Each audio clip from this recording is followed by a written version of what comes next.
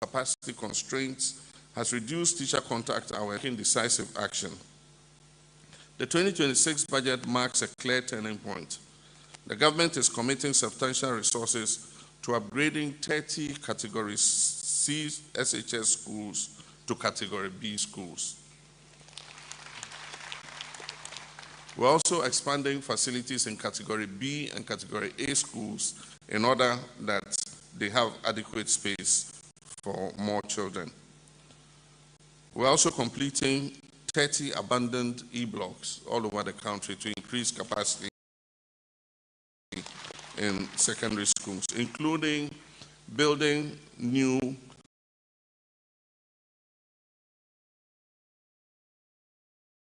community day schools, E-block quality schools. But the students, because they're in the urban population, do not need to go and stay on campus. They can commute to school every day and they'll still get their one hot meal in the afternoon.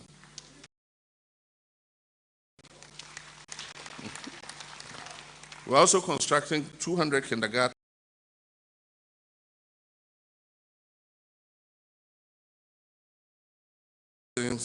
200 primary schools, and 200 junior high school district assemblies have.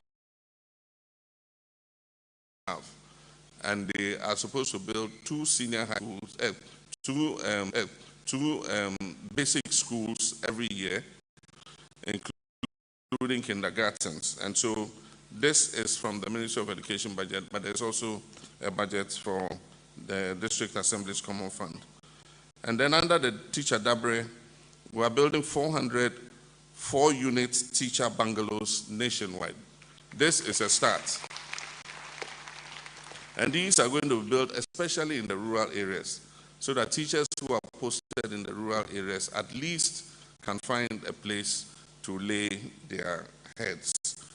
This is just a beginning. We're going to increase the numbers over the next few years so that every teacher can get a place to stay and give off their best in their schools. In addition, millions of curriculum-based textbooks are going to be distributed, and schools and educational directorates will receive buses, pickup trucks, and administrative vehicles.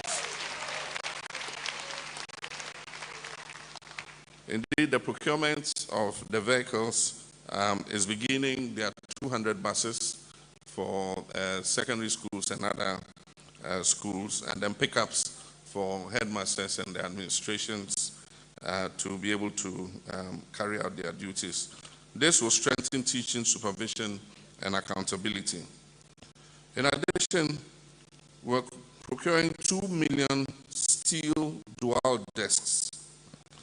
We want to permanently end the pitiful sight of children sitting on stones or lying on their stomachs to read or write, especially in rural schools. And we estimate that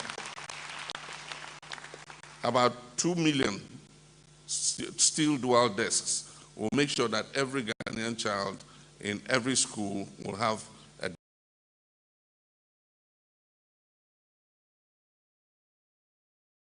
Ghana cedis under the GET fund. Logistics, feeding, and learning conditions in our secondary schools. I'm pleased to announce that about 100 double-track schools have already reverted to single track.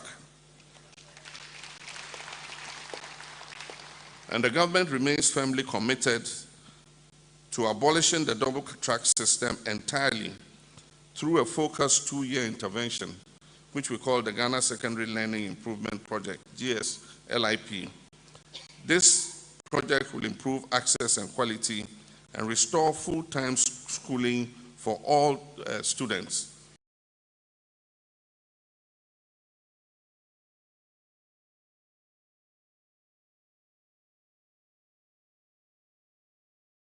And so this year and next year are the implementation. We've all been shocked by the poor outcome of the last WASI. There has been a culture of silence surrounding the widespread cheating in our exam halls across the country. Heads of schools who are required to provide a performance bond to achieve a 100% pass rate have either looked on or turned a blind eye to examination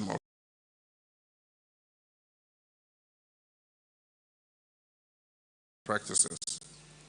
All this has been the chickens have come home to roost. This shows that choosing expediency over effectiveness can only be a temporary veneer and will eventually be exposed. Cheating in exams is corruption, and it is sad to encourage our children to be corrupt at such an early stage in their lives. Ethical integrity is key to their future.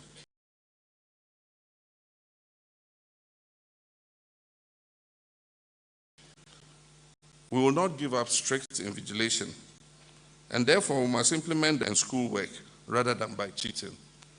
And I pledge that we will work with you, the teachers' associations, to make sure that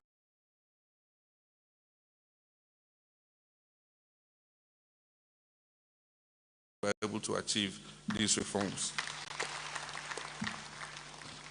For first-year students, of the 178,745 who were enrolled this year, 152,698 were successfully validated and reimbursed by the Student Loan Trust Fund.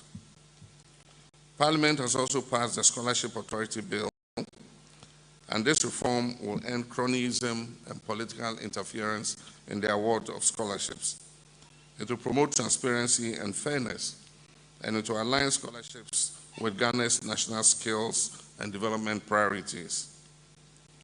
Distinguished ladies and gentlemen, as I conclude, we've emerged from a period of severe economic crisis. Our economy has severely been buffeted by a debt crisis and macroeconomic instability, which is characterized by high inflation and a weakening currency. While prudent management of the economy has yielded positive results, there's still much work to do. We've increased educational spending in 2026 by 10% over the 2025 levels. And yet still this amounts to 3.1% of GDP. And this falls short of the minimum 4% recommended by UNESCO. We'll continue to increase education spending over the next 3 years to meet the UNESCO target.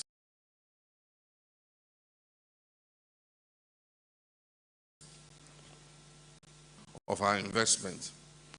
And one of the ways we want to increase educational funding is the Constitution says that the District Assembly's Common Fund should be between 5% and 8% of gross national revenues. During the last government, they reduced it from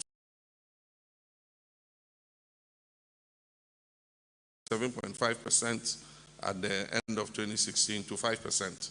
And so that we can build it back to the 7.5 or 8%. Now I want to allocate that extra 3% that goes to the district assemblies to the education and health sectors.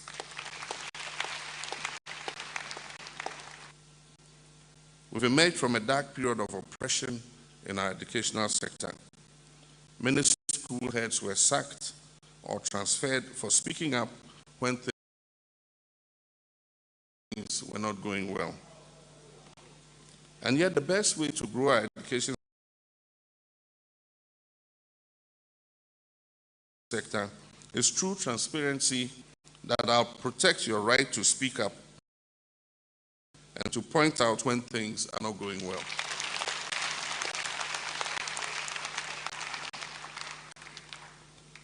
My comrades and friends, as we mark 50 years of the Ghana Education Service, let us recommit to a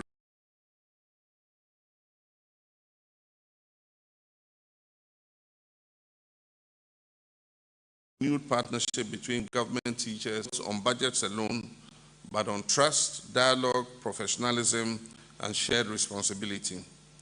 I wish the Ghana National Association of Teachers a successful conference and look forward to the resolutions that will shape the next chapter of our education delivery, teacher professionalism, and unionism in our country.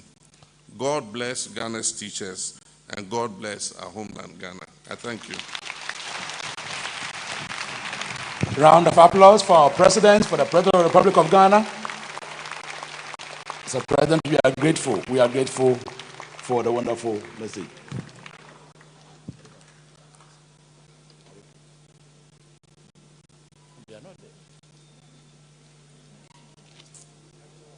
National anthem. Look at it. Let's sing. God bless our homeland. Can we ready go? God bless our nation, great and strong, bold to defend forever.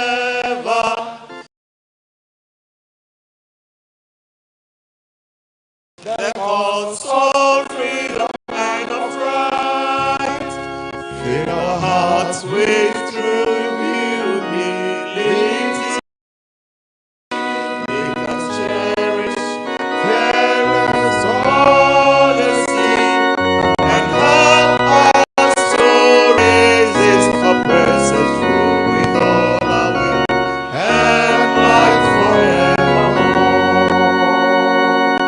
And help us to resist oppressors rule with all our will.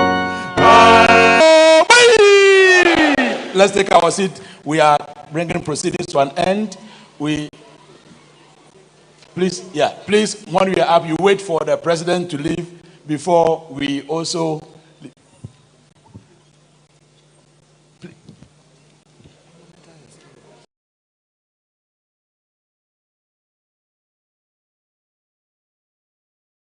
Yeah.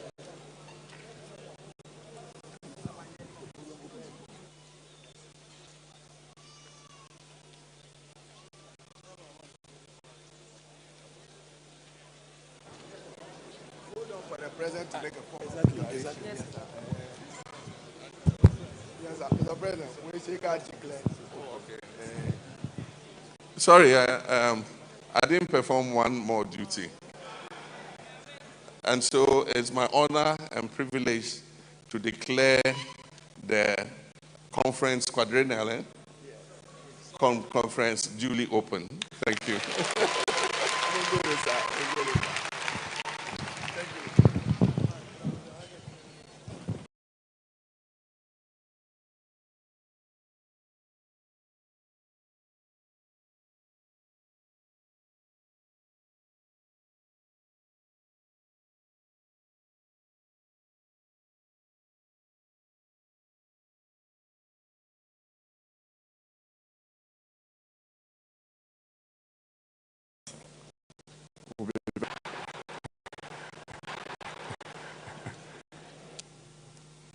And as they say in my village, Umpewe now per day.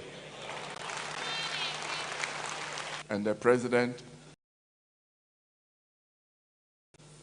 both very good at listening. When I say that I get into trouble with my people. As I said, if you climb a good tree, then you need a helping hand. The first is the cancer treatment center that we are building. Immediately, the developers and the land grabbers moved in to try to take over the land. The land originally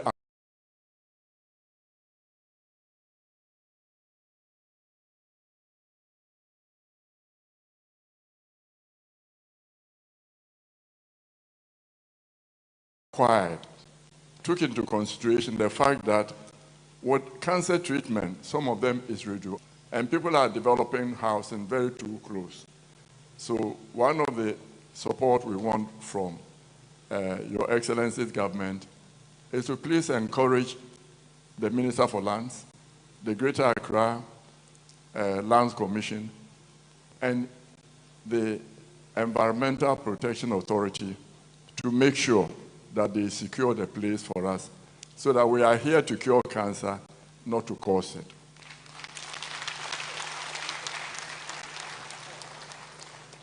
The second point we wanted to bring to you, and it's already been highlighted, the keynote speaker and the Honorable Minister, and you yourself have said it, that it relates to your resetting agenda. The compensation of teachers is important. And therefore, in the resetting agenda, make sure that when you make the structures, the equivalent of a teacher to any other profession, there should be a 20% premium for the teachers.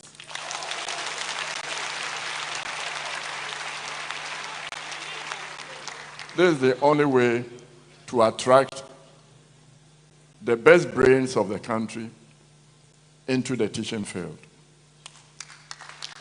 Let's compensate them very well. The third one relates to the funding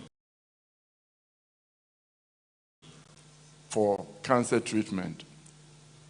All of us, and 2.5% of all of us here will sooner than later get some cancer. So when we are contributing and you don't get it, say, but for the grace of God, there I sit. And Mr. President, I congratulate you and commend you for the Mahama care.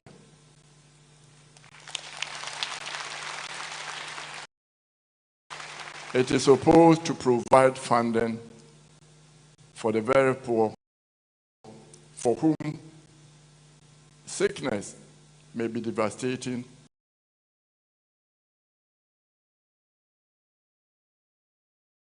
and destroying the family.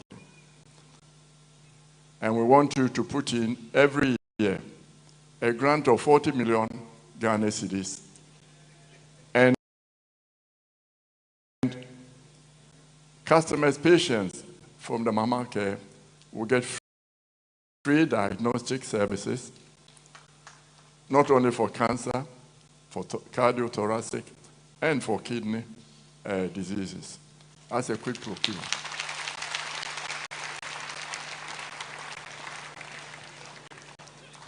Your Excellency, we are trying to get the Teachers Fund related affiliates to put in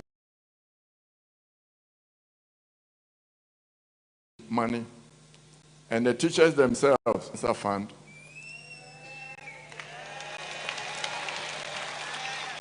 From 5 cedis a month for 5 people, that is 1 cedi per family member, to 30, which will be 6 cedis per family member.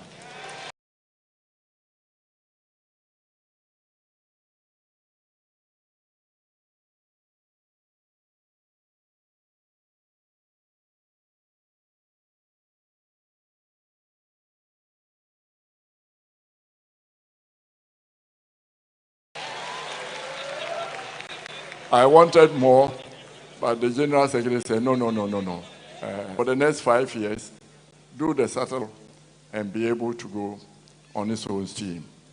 And as part of the funding for the cancer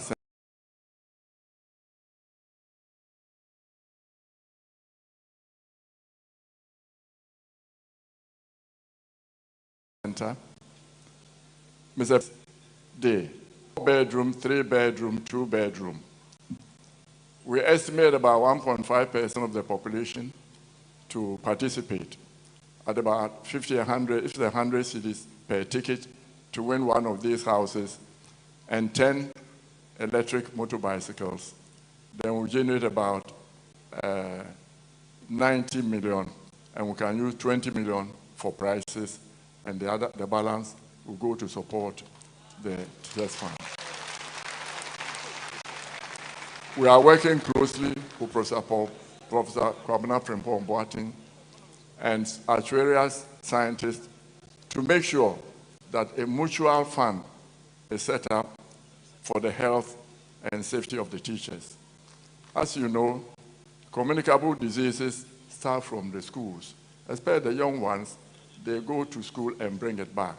So if a teacher is healthy, it means the community is healthy, and therefore we should continue to work like that.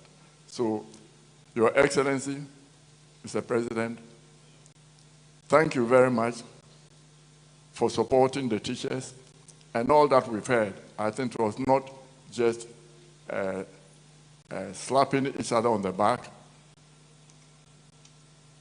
The keynote speaker showed us where we've been going wrong and where we need to strengthen. And he did not mince words by telling us what exactly we need to do. And with your support, Mr. President, I think we'll be going very far. And I thank you, but as I said from the beginning, all the things that you have promised, maybe we should not have prayed for another bill.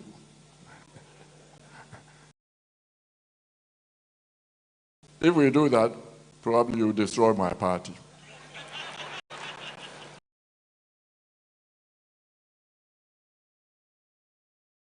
Rallies were held just behind my house.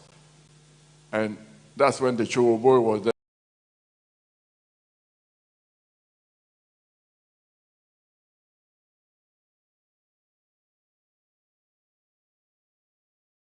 So when you say show boy, I mean we of the show boy.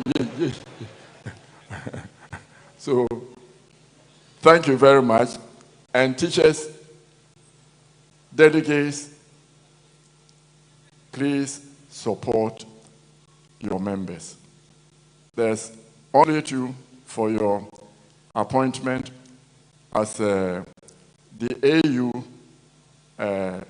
chair for reparation. I also understand you are tapped to be the next OAU president. And one of the things I wanted to appeal to the teachers, pre-tertiary education. There is no reason for there not to be one union speaking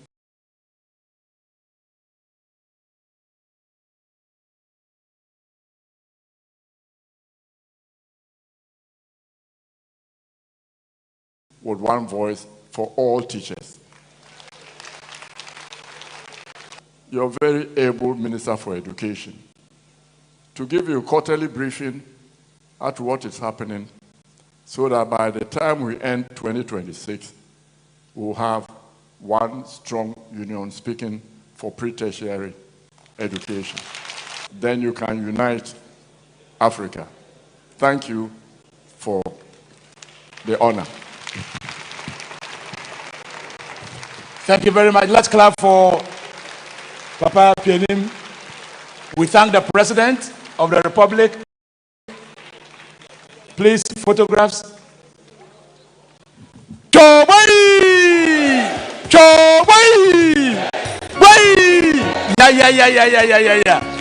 Yes, we also had the Regional Director of Education. Please, photographs. Regional Director of Education was so here with us, the Atlas Queens, our unions, Nagra, Rita, Chief Superintendent, Dr. Abba was also here, and then the Vice Chancellor, UEW, was also here with us, and all other dignitaries that we couldn't mention them, so good. Teachers Fund trustees, great mothers, we thank all of you for coming. Thank you so much. Thank you so much.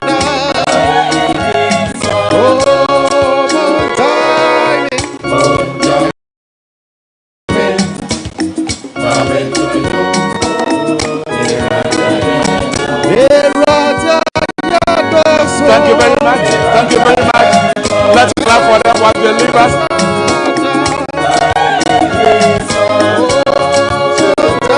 NAGAT President, Mr. Kabonu is here.